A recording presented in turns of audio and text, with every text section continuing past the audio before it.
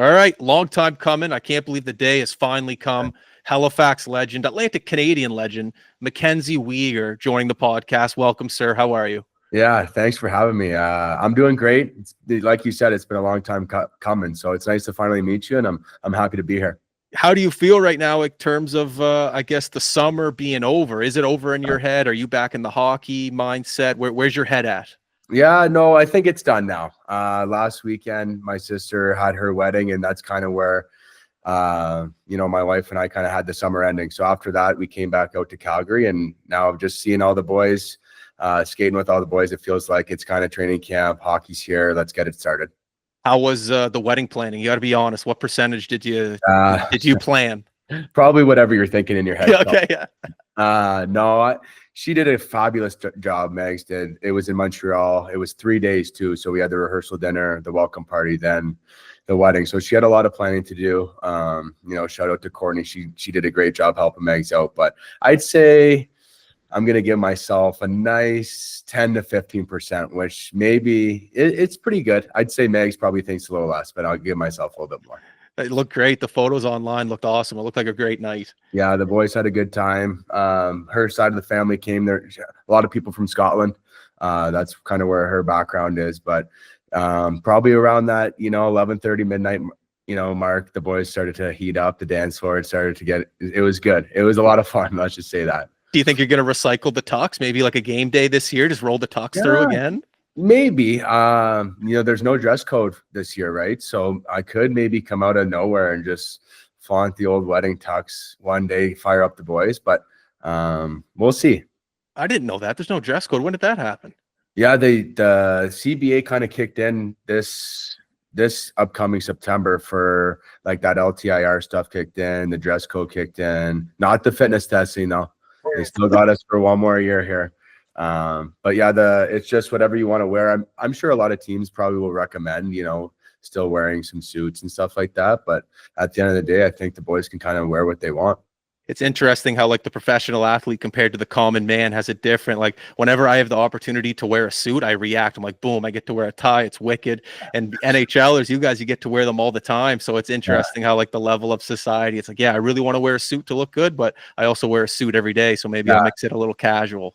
Yeah, no, yeah, I'll go both ways. Like I like to wear a nice suit, but it kind of it can get a little bit frustrating always putting on the same suit. Then I get a little superstitious with the suit. So, no, I don't know. Maybe I'd change it up. You never know. You can always get a brand deal or something from wearing something different, or showing your personality a little bit with your casual wear. There's some jackets you want to wear, or if your wife dresses you in the morning, you can wear what she wants to wear. So who knows? Unreal. 8 years in the NHL, man. Yeah. Does it fly by, or do you feel like do you feel like a vet? Yeah, it flies by, man. I wish I could say it didn't. I'm sure you can get that answer from a lot of guys, but I could just go back to those Florida days, and it was a lot of fun playing with those guys. And now I'm going into my 4th year with Calgary. Like it just feels like yesterday I got traded here. So I try to stay as present as I possibly can. Enjoy it day by day, hang out with the boys as much as I can. Then, come home, and I'm pretty good with not bringing the hockey back to the house, whether I play good or bad. I just enjoy the day, enjoy the evenings, enjoy days off. But it does fly by. I'm starting to feel like that older guy in the room now, 31, trying to be as mature as I can, but it does fly by, man. Did you have the mindset of having a long NHL career when you got drafted in the 7th round? Like, no offense to guys getting drafted in the 7th round, but it's like, okay, 7th round, I still got to earn my keep. We'll see what happens here. But they always say that people's mindset is the strongest thing. And sometimes if people believe that they can have a long career and whatever it is, they end up doing that. So was your mindset of, all right, 7th round, well, okay, watch this, see what happens? Yeah, no offense taken, obviously, 7th rounders, who knows what's going to happen, but I never really thought that far into it. I kind of just took it, let's play well in the AHL, let's move up in the A, then, you get your shot in the NHL, let's make the most of that opportunity. You get a little bit established in the NHL, like, let's maybe get some more ice time, get some more minutes. So it gradually, I kind of gradually had goals set, and ultimately now it's led me into 8 years now in the NHL. But I've never really thought about the longevity of it, and I've always kind of played with that chip on my shoulder, the motivation that kind of people have looked past me before and whatnot. So yeah, like for me, it's just coming to work every single day, always kind of never knowing if you're going to be in the lineup or not, that seventh rounder mentality. So it's led me to where I am now, and it's done pretty well. Was there ever like a frustration point, like in Halifax, where you're with the two best junior players, arguably of all time, with 1-2 punch of Drouin and McKinnon, and obviously the NHL conversation is around, and you are a great defenseman, but maybe the Weegar name wasn't as mentioned as much as those other two. Was there ever like a frustration there, or you're just like, whatever, man, we're winning, who cares, let's go? Yeah, no, I didn't care at all. I knew that those two guys were so good. He also had, Fucali and Furky, who had a bunch of scouts watching those. I knew there were scouts in the building all the time. Like every single game, I think there was 25 scouts or whatever it was. You kind of hear it, but for me, I was just happy to be part of the team. Like our teams were so good. I just came from junior and Nepean, and I didn't really know, like, I just kind of played hockey to be, on the ice with the guys and have some fun outside the rink and just enjoy the game. So it didn't really click into me too hard until Paul Gallagher kind of brought me for breakfast, who's actually a Cape Bretner out there, at Chorus one day. And he kind of, do you want this? We might take a chance on you. Florida might pick you, blah, blah. And then it kind of clicked in like, oh, here we go. There's the NHL opportunity. And then after that, your confidence kind of rises and you start dishing the puck to Nate and Joe, and you're getting more ice time and they're doing their thing. So I got to give a lot of credit to those two, man. Like they really I'm sure a lot of guys say that, but they obviously kick-started the career and helped me get drafted.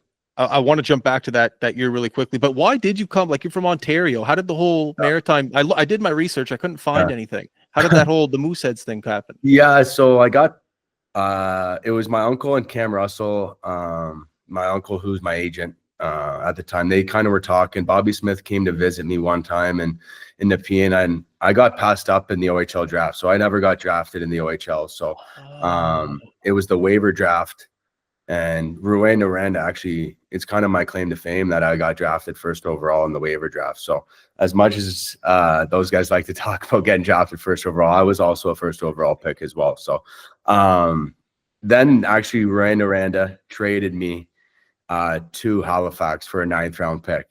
So then I kind of got led into that, and then kind of the rest is history. I showed up to camp, and my uncle was saying, they got a chance at the Mem Cup. I'm just like, sure, like, okay. Like, I don't know anything that's going on. And sure enough, I think we lost. I don't even know how many games. We didn't lose too many games, but the next thing you know, you're raising the Mem Cup a few months later. So it was pretty surreal. It was a great time. Obviously, those moments you'll never forget. The guys, you'll never lose contact with those guys. It was such a blast. It was a year to remember for sure. Do you ever remember back in those days having conversations with your cousin, Craig Rivet? Like, do you ever remember those conversations with him back then by any chance? No, it was different with Craig because he's so much older than I am. Okay. I think he's turning 50 actually here soon. Sorry, Craig. Didn't want to call you out too hard, but just he was kind of doing his thing. He has 4 kids too. Like I was just kind of doing my thing. Like, it was just with my family, my friends, and my support. And of course, if I ever reached out, we've talked for sure about a couple conversations here and there. But back then, I don't think both of us realized how far this journey would come. So no, we never really talked too much back then. Well, like back then, you're looking at the plus minus. Like, what's the what's the key to keeping the puck out of the net? You were plus 55 as a defenseman. I know you had a great team that you played with, and Fucali kept the puck out of the net. But like, what's the key to that? You've only been a minus once in your career. Yeah. I think it was like your second year Florida or something. Yeah. No, I definitely take a lot of pride in my plus minus. I know it's kind of a stat that people are kind of fizzling out, but for me, just keeping the puck out of the net is so important. It's just if your plus minus is good, you're going to be a plus player. You're going to have impact on the game. I know some guys jump over the boards and get some bad dashes or the empty nets, but I think back then it was just trying to move the puck as quickly as I could to a forward, just break the puck out. I think I was playing with Austin Hardy maybe that year, or Brennan Duke. I don't know. Everybody was so solid back then. You had Conrad as well. But just everybody, the top 4D back there were so good. We just moved the puck up to the forwards, and Nate and Joe. You had McCauley who came in. Fournier was there. Obviously, you had Trey back there as well. Like everybody, just kind of, we knew our game plan is just to get the puck to the forwards as fast as you can, and then join the rush. Be part of it, be an impact on the ice, and that's kind of what I did. But it was honestly so simple for me. Just it's such a simple game. I love that. Is it true that like the higher you move up in the and whatever it is, NHL, just higher levels of hockey, it's almost like the easier it becomes in terms of systems because guys know where they're supposed to be? Is that true? Yeah, I'd agree with that. I didn't really understand it when I was in the AHL. Like, no, there's no way the NHL is harder. It is harder, and there's definitely some aspects of why it's harder, but definitely structurally, it's a lot more simple. Guys are where they're supposed to be. Usually, if there's a breakdown in the NHL, the puck's in the back of the net. It doesn't happen too much. So, it's a simple game. Like I've always just kind of, like a coach used to tell me, less is more. And I've kind of just stuck with that. It's just, if you see somebody there, move it. And if you see an opportunity to jump up in the rush, take it. So that's kind of where I'm at. What was that first moment with the Mooseheads? Like, holy shit, we're good. Like, what was like the one play maybe early in their year? You're like, did that really just happen? What, like, do you remember like a certain play or something that happened? Maybe even in practice, something. Well, just how intense the practices were. Like, I heard Nate was like crazy. Yeah, super intense. Yeah. Dom Ducharme was a very intense coach as well. But everybody was so, like, there wasn't, like, you had Nate obviously leading the charge and Joe, but there were so many good players. Like the consistency from the first line all the way down to your fourth, to your first defenseman to the sixth or seventh. Everybody had an impact on those teams. But those practices, I just remember, Nate and Conrad always going at it on one-on-one drills, which kind of fed the whole group. Conrad was I believe was our number 1D that year. And when you saw those two battling, it kind of just influenced the whole group, that, the intensity of our practices and how fast they were and how much guys wanted to win and compete. That kind of fed onto, game days. And we had so much fun. Practices were hard and tough, but you brought it to the game and we just kept winning and having a blast. And so Nate brings the intensity, but everybody followed it, which was great. But that was definitely eye-opening for those first practices where, like, here we go. Like, this is a completely different level. You better start getting into it quick or, you're going to lose your job. Hypothetically, right now, you played for the Mooseheads, you jump on the power play. Who are the 4 other guys you want on the ice with you right now? On my first year, or just at Mooseheads ever? No, let's just go the guys that go on your team. You had obviously Nate, Joe on the flank. Those 2 guys on the flank. Fournier was unbelievable, net front player. He would just get tap-ins on the power play, and I'd put Furky right in the slot, and you just fed Furky for a little slot play. It's guaranteed a goal. I remember him in shootouts. You had Nate and Joe and Furk, and if it went to Furky in the third, you just knew he was finishing it off too. So those were guaranteed wins as well.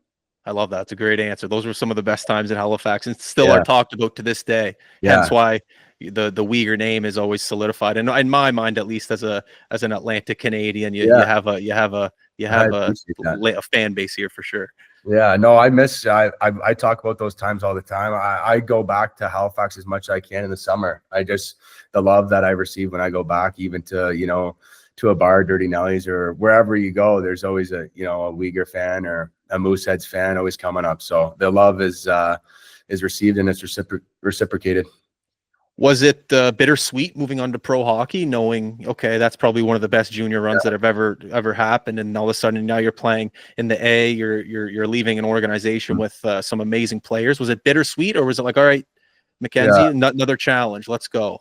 Definitely bittersweet for sure, just because Halifax was such a great place to play. The guys were awesome. The team was great. They were going to be good again. My billets were awesome. It was tough, that transition's tough when everything's going so well in one place. And now it's time to, you go onto your next journey. That's going to be tough, and it's going to be eye-opening, and you're going to have to adjust. And, It definitely was bittersweet, but obviously now looking back, it was the right decision. Dale telling the GM of Florida you're done in the junior leagues. Now it's time to, become a man and grow up. And I definitely had some work to do in that department, but it was a little bit bittersweet for sure, but it was the right move.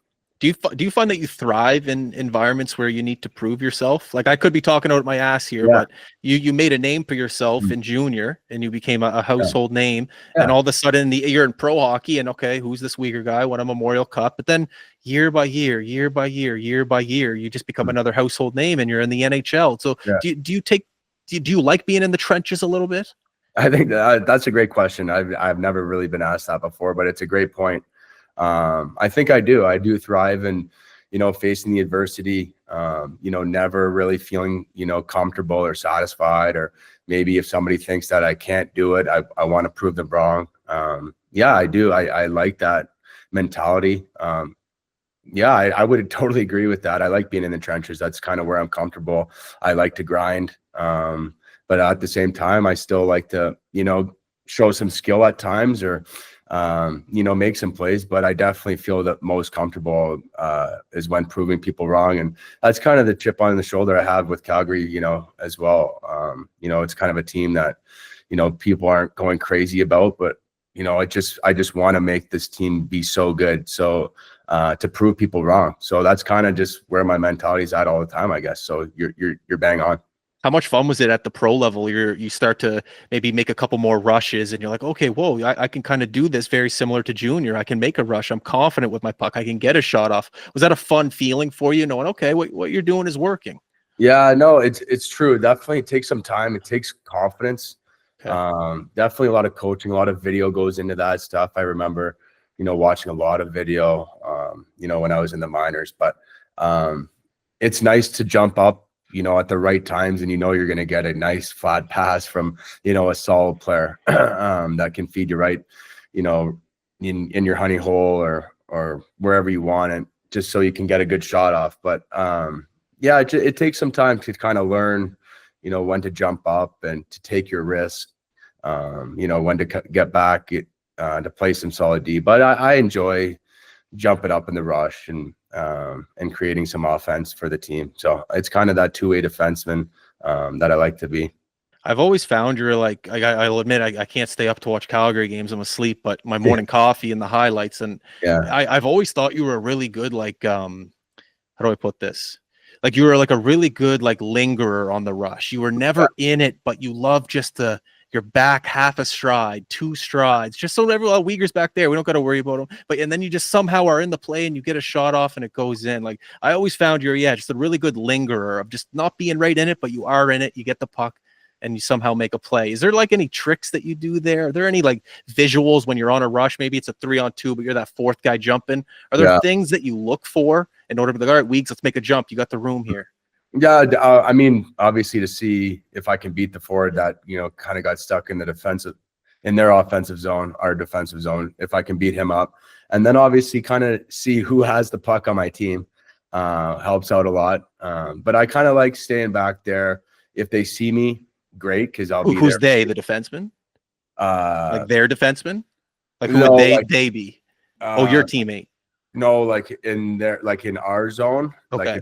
Like if I beat one of their forwards up the ice, like if I can get a step on them, then I'll join the rush to make it kind of a 4-on-3 or a 3-on-2. But then you jump up, and then I kind of just trust the forwards to let them kind of do their thing, what they want to see. If they can look back and maybe shoulder check to see if I'm the late guy that's there. I'll be there, or if they want to, shoot the puck or make a play. That's all. You guys do you guys are the forwards, but there's definitely some times where if I'm open, then I might be, maybe barking at them a little bit to maybe shoulder check here or there. But it is trying to confuse that forward that's in front of you on their team to make them kind of feel uncomfortable, shoulder check. Maybe I go to the left or to the right, or kind of get them out of position as well. Maybe that makes more room for, the winger that's got the puck to make a play as well. So those are the kind of the little breakdowns that happen in the NHL that you can take advantage of. I've always found like the top level elite forwards in the NHL, their eyes are going. Yeah. McDavid, like Bedard, Nate, like their eyes are going. Even if it's a one-on-one, they just pretend like they're not going one-on-one because they pretend they have options. I was wondering, like, as a defenseman, is there any little tricks like that you can use with your eyes to make other people a little more decisive? Yeah, of course, definitely. I think for me, I love kind of when I break the puck out or have time in the neutral zone to kind of get your head up, and I can kind of see, you see your peripherals and through that and see where your forwards are going. But if I keep my head, over here looking that way, and I know my forward's going that way, just to make a little subtle pass over there, get the forward out of position so I can make a nice breakout pass. But, these guys, these forwards with deception these days are so good at making subtle adjustments with their eyes, their head up, and then their hands are so fast now. Like, you don't even know whether to look at their chest or their hands or their eyes, like, especially on the power. Like, it's so elite now that you kind of have to just trust your positioning, and you got to have a good stick and trust, your teammates to do their job. But you're right. Like McDavid and Draisaitl, like going up against those guys out here in the Western Conference is tough. Like they're obviously the two best players in the world. So, yeah, I like when guys have their head up, though. Hubie's awesome at it. Hubie's always looking over his back shoulder. He's got backhand passes, but he's always looking for a late guy or a backdoor tap, and it's fun to watch.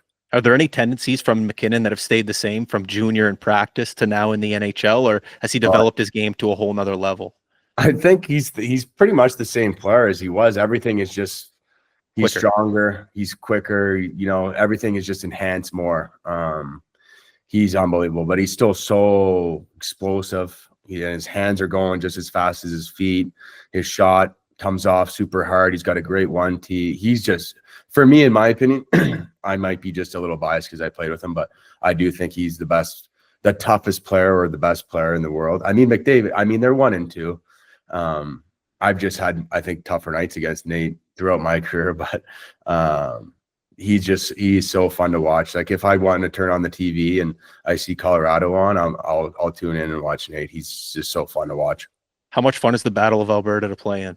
Yeah, it's a blast, man. It's so much fun. It's more like it's fun to see how much the cities take it so personally. Like you'll play, like say the game's on a Saturday and it's Tuesday that week. Like we still have another game against, I don't even say it's St. Louis or something. Like they're already talking about, Edmonton on Saturday. They don't even focus on, who we're playing next. So the cities take a lot of pride in it. The players take a lot of pride in it. The build up, the media hype. It's a really cool rivalry to be a part of. So hopefully we can get the better of them this year. It's always tough, when you got McDavid and Draisaitl over there, but we can handle ourselves pretty good.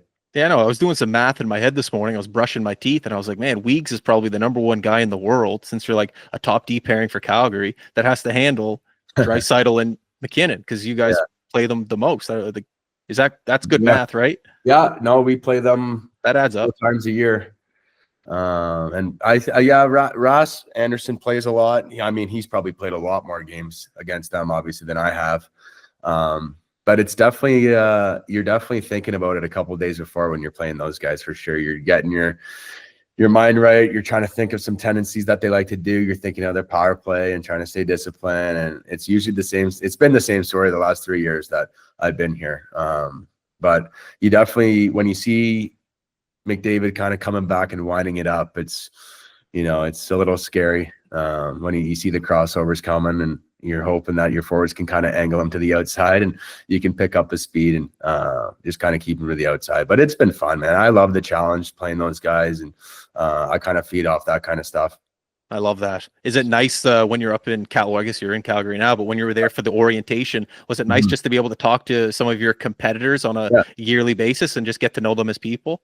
Yeah, it's great. That orientation was a blast. It was super motivating, super inspiring. But you're right. It's nice to kind of get to know some guys that you're going to battle with that you haven't really met.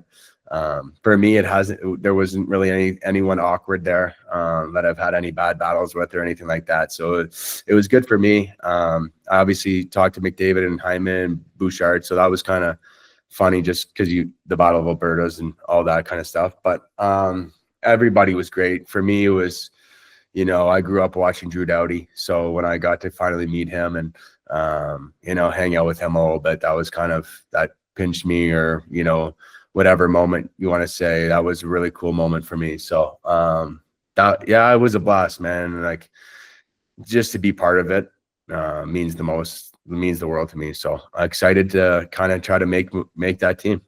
Any other conversations that you have with maybe like a coaching staff that you leave there with, and they go, all right, Weegs, we want you to maybe work? Probably not. But is there anyone that said, hey, I want you to work on this for the first half of the year? But that's not really a fair question, because you're, you don't want to change anything, No, nobody really says much about that kind of stuff. At least at that time. Maybe when you do make the team, they'll probably say, hey, we need you to do this. But I think you're there they picked you for a reason, and that's probably, the reason why you're playing whatever role you're playing. That's what they want you to play when you go to the Olympics, or with the Four Nations, or whatever it is. They probably don't want you to adapt too much. But there wasn't too much systems talk or going over the D zone or anything like that. It was just a lot of motivational stuff. John Cooper, one of the best, talkers to get you fired up that I've ever come across. And he put together some nice clips and a good couple videos and stuff to fire up the boys. It was pretty special. Where were you when you found out that you got the invite? I was actually on the golf course back home in Ottawa. Don Sweeney actually called me. I had never talked to Don Sweeney before, so it was nice to get to know him a little bit. But that was nice. After I hung up the phone, it was you're just sitting on the golf course, like, geez, like, this is crazy. So your ball's going 50 yards further. It's going a little bit further, and the round felt a little bit nicer for sure. That's unreal. Well, no, what's your mindset, I guess, going into the year? Like I said, you don't want to change too much, but you don't want to let anyone down. Like, where's your head at right now moving into the next couple of months?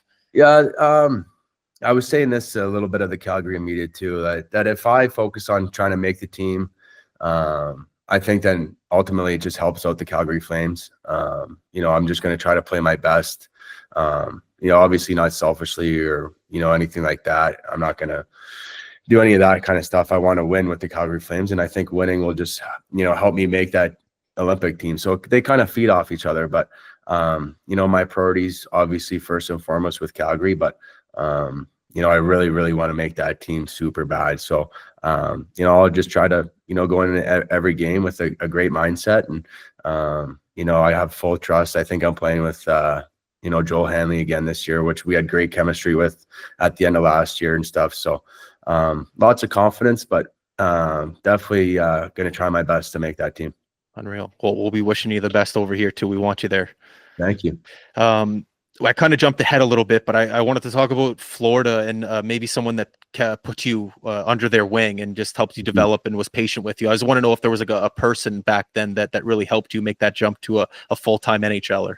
Yeah, I definitely obviously had some things to work on, but I think by the time my third year in the minors, the coach, Jordy Kinnear, he did a great job with me down there, and I needed all that time down there to develop. But when I kind of moved up, I felt like I was already ready.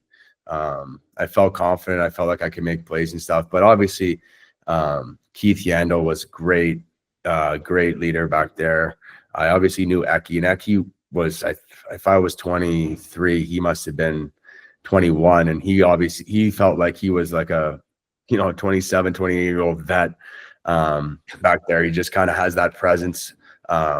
But those two guys were great. I started to get to know everybody, and when I feel comfortable, with the training staff and the equipment guys, and obviously Barkey and Hubie and those guys, my game kind of gets a little bit better, and I feel more comfortable and confident. So it was more of a team thing. I don't know if anybody really took me under my wing, so to say, just because at that time it was kind of a rebuild year too. So there wasn't a lot of like super established guys. There was a lot of call-ups and stuff like that. So yeah, I think Eki and Jans were two guys that motivated me and kind of made me feel comfortable, and you should be here, and gave me that motivation to stay. Jack Capuano, the coach, was awesome too. He's such a beauty. Yeah, he was great for my development there too. Helped me out a lot. Lots of video and stuff like that. But it was kind of a collective effort, I think, from everybody that year. So the shoe on the other foot, now you're an NHL vet. What are some attributes or personality traits that you like in a defenseman coming in the NHL for their first year? What are some things that you like to see from these guys coming in for the first time? Definitely a lot of just D zone. Can you play in your own zone? I think a lot of the kids that come in, kind of struggle a little bit with the D zone just because there's a lot going on. It's super structured, and obviously the offense these days is crazy. There's so much skill and whatnot. So I think when you kind of get comfortable in your D zone and you feel really good back there, and you kind of feel like it slows down for you back there. I think that's when the offense comes and, joining the plays, and your all around game kind of becomes the best. But I think for me is I just try to help out positionally with guys. And, if they want to talk about, breaking out the puck here, what should I do with this puck?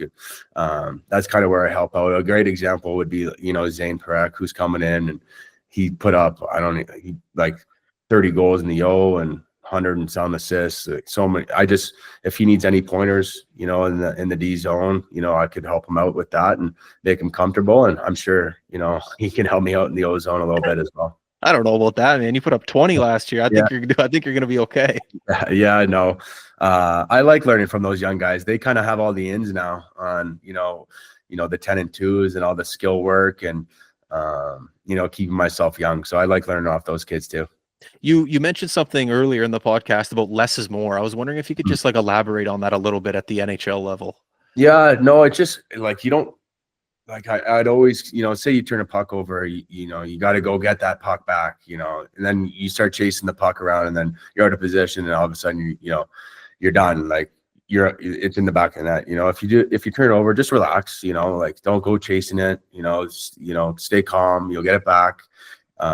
Little things like that, or you're kind of having a tough game and you want to make something happen really bad, so you want to go end to end, or you want to make a great pass, you want to give a couple head fakes, and next thing you're turning it over again. And you just settle in. Less is always more. Just move the puck up to your forwards, join when you can. You don't need to do anything crazy on the offensive blue line. If you don't have a lane to shoot, just put it back down low. If you're in your D zone and you want to make that middle pass to your center, you want to take risks like that, but you're not feeling it. Just keep it, you just rim it up to the forwards or flip it back out in the neutral zone. Live to fight another day. It's just little things like that where you kind of if you're feeling it that game, let's go for it. Make your moves. Make that middle pass. Kind of give some head fakes at the blue line. Go for it, but.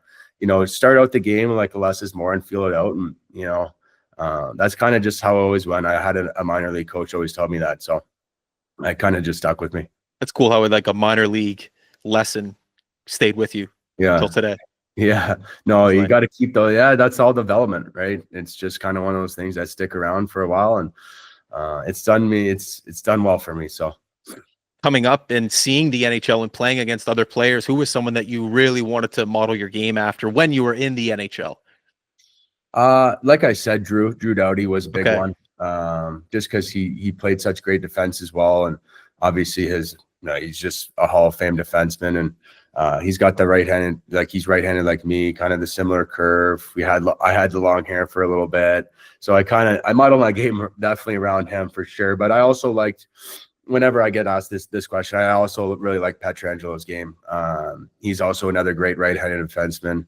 Another guy, watched a lot of his clips and just seeing how well he moved the puck and how good of a stick he had at the blue line and in his gaps and stuff like that. Learned a lot from his game. And then I don't know. I just kind of made myself I like blocking shots and throwing hits around as well. So that was just kind of in me. So I kind of brought that with their game as well and just kind of molded my game. Okay, where it is now.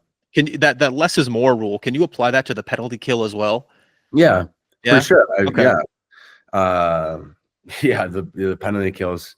I love the special team stuff. You're a master at it, man. You're fun to watch. The special teams fun. For me, I try to tell this to a lot of guys, especially your 4, 5, 6 D are usually your penalty killers, sort of, your 1, 2 guys are your offensive guys, but a lot of those guys play PK as well. But like for me, blocking a shot, it just gets me just as fired up as like a goal or a nice pass. You know, it just, especially your teammates love it. Your teammates feed off of it.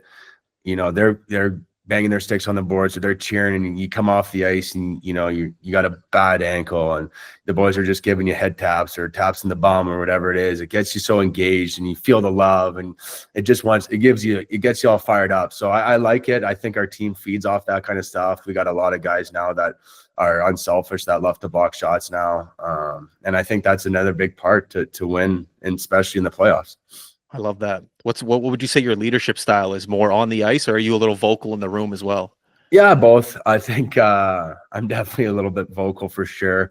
I like to get fired up. I think that's kind of why, you know, Nate and I always kind of got along, is we just always, you know, if you give it back and forth or whatever, you know, Huey and I have always given it back and forth to each other, but I think it makes guys play better at times. I'm not talking every game, but just that intensity level, you know, you're engaged, you're fired up.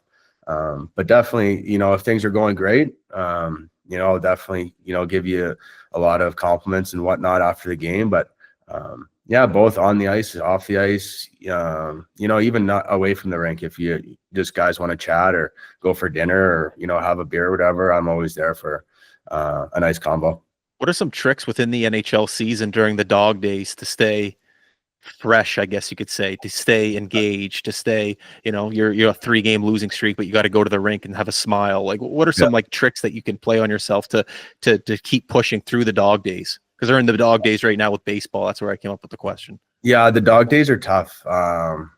It can get tough, especially, you know, you're in a Canadian city and it's cold and whatnot. So you can kind of get yourself into a little bit of a funk. But for me, I think for a lot of guys, I don't know for me, but I embrace that kind of stuff when things are going down, when, you know, embrace the suck is what I like to say. And I also learned that, you know, at a young age, is when things are kind of shitty, you know, embrace that, get after it, get yourself out of it. It feels great when you get out of it. But yeah, I just enjoy it when it sucks. You know, it's part of it. It's part of being a professional player. It's going to happen. It's going to happen every single year. So when it happens, why not, you know, look around and it's a great day and it's -40 and you're on a losing streak. I don't know, just smile and laugh and be like, I'm in the NHL. Like, let's get out of this, you know? So that's kind of where I'm at, in my life. And when I go into the rink, you know, I know guys are going to be, you know, sad today and, maybe upset, or I know the coaches are kind of going to give it to us. Well, maybe I'm going to be that guy to come in with a bunch of energy and just fire everybody up unexpectedly, you know, just to change up the vibes and try to get the boys out of a little funk. Has it ever felt like a job, a day in the NHL? No, I mean, no, that would be crazy to say. I don't know. I got to ask. No, it's a great question. For me, it's never, I mean, there's definitely times where you feel like it's a job because you're performing for so many fans in your city, and you obviously your owner and your coaches and GMs for sure, that part. But when you're on the ice, it doesn't feel like a job at all. It feels just you're going out there when you were, you know, 10 years old with your best buddies and playing an awesome game. You just have more people watching you now. But I love it's the best job in the world. I mean, you know, you obviously love the game. You love to watch the game, and it's a great job. I feel so much gratitude playing this game, and yeah, I'm really thankful to play this game. I kind of jump on my questions are all over the place, my bad weeks, but the 20-goal season, did you do anything different, or you, like you said earlier, you just had that flow and it was just going? Yeah, just the flow. I don't know. It's just that I still look back on that and kind of giggle at that season a little bit, just because it was so crazy.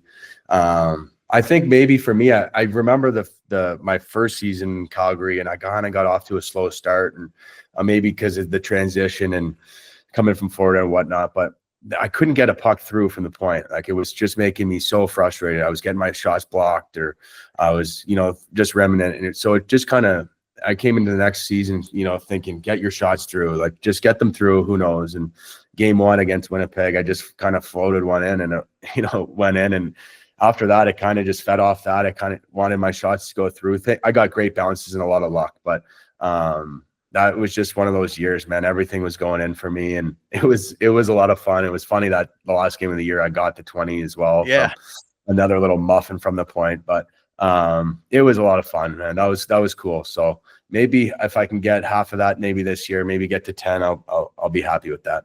I like that. That's a good rule of thumb. I like that. There must have been a nice little bonus in there too for the 20 goal mark. There must have been something in the con. There's nothing. I wish there was. No, there no. Nothing for that. They just give me. But I mean, I wish I put that in my contract. I just don't think my agent or I ever saw that one coming. Yeah. Okay. So that's how that works. The agent puts it in the contract. Yeah, Okay. Yeah. Oh well, next year, or I guess you're locked up for 8 years. Yeah, I guess you can't change more it. years. I got 6 more years to wait. Throw that one more in the contract. How is the what are they calling it? The House of Weegs. How's it looking? Oh, the new arena. Yeah, the House of Weegs. That's great. I haven't been there to see it yet. We're at Winsport right now, but from people coming up to me and giving me the updates and all that kind of stuff, I heard that they're making some great progress on it. So I'm looking forward to it. Obviously, we still got a little bit waiting to do. I think it's this season and next season, and then we're going to be in it. But looking forward to that. It's going to be awesome. I can't wait. Fun fact, the Halifax Mooseheads are going to be in a new dressing room this year at Scotiabank Center. Okay, yeah. So is it just a complete, did they just redo it all? So come on a walk with me here. We're walking through the tunnel, like to the Mooseheads room there. It's on the right, like the room they're in now. But don't go right. Keep walking straight. And like where you guys played sewer ball and like kickball on the left up there with that. So they put up a bunch of drywall there. Okay. So that's the room now. So okay. it's like massive, and it's on the left there. Oh, nice to see that the Mooseheads are treating the boys well and getting them in a new rink. Oh, it's nice to see that. Were you there when it was at RBC at the practice rink? Was that ready when you were playing? Or you guys were at Cole Harbour Place? No, we were at where were we at RBC? There was definitely no BMO place or BMO center where they train at, and I think that's in Sackville. Yeah, they're in Dartmouth now. Yeah, I think we were Cole Harbour. Yeah, we would have been Cole Harbour at practice rink, or there was another one we would go to near the bridge. I forget where that one was, but Shannon Park. Yeah, I forget. I felt like we were mostly at the rink, but yeah, I can't even remember that. Now I'm outdating myself as well, but yeah, man, junior hockey players, man, they're getting treated well. They're getting treated nice, man. Some of those rooms, I don't like. I don't want to give any more bad chirps to the Saddle Dome because now I really love it. But I know some of those facilities are really nice. Well, that was my next question. You're lining me up here. What the word I'm going to use is charm. Yeah. What are some charm things about the Saddle Dome? Definitely the history. I mean, there's just so much history in that Saddle Dome now, and so much character to the building. I know, like it's definitely needs a tune up for sure. Don't get me wrong, but there's just, you had so many great players that played in that building, and so much history and so much success in that building that I think for a lot of the fans here, they're going to miss that place a lot. So I kind of, after my comments there, my first year, you kind of, the next 2 years, I'm kind of agreeing with them. I'm going to miss the place a lot, just because it was a good place to go and bang some bodies around. I knew that the other team didn't like coming. I know that they don't want to be at the Saddle Dome. So I can get after them pretty easily. But I just like how the character and the history of the building, it's been around. It's the longest building in the league. And people just love it. They embrace it. It's loud. It feels like the fans are right on top of you. When they do the Flames in the middle of the rink beside the big TV there, I forgot, the Jumbotron, you can feel the flame, you can feel the heat. It's super close. It's a cool building. It's a little bit of an experience here, I think, for new fans to come into that building. Favorite moment there? Do you have one? Favorite moment there, I guess personally for me, was scoring the overtime winner against Vegas a couple of years back. That for me felt cool. The building was so loud. I kind of like blacked out. I felt like afterwards I was so tired, but that was definitely my favorite moment, I think, for myself at the Saddle Dome so far. hardest rink to play in the NHL on the road? Oh man, there's a lot, but I think right now Colorado's tough just because of the elevation. That'll always get you. There's like you think you're sucking through a straw up there, and they're obviously good. So first periods are tough, and Vegas is tough. That building's loud. They're coming at you with everything. I mean, last year going to Florida, I felt like we were playing D that whole game. That's another tough team to go into. But I'm gonna go with Colorado right now. I like that. Yeah, it's a tough building. Now you're saying Vegas is tough, and then you got to add Marner there too. That's another shifty guy. Yeah, they're going to be good. They're going to be another good team. Shifting back just really quick to the Team Canada, if you had to talk to GM, coach, what's your pitch for you to be playing on that team? If you had to say, MacKenzie Weegar needs to be on this team because what do you think you add to Team Canada's roster? I go with I can play both sides. I can adapt quickly. Break the puck out, block shots, do whatever you can. I'm a proud Canadian. I'd represent all 41 million of, the citizens there with all I got, and it's an honor.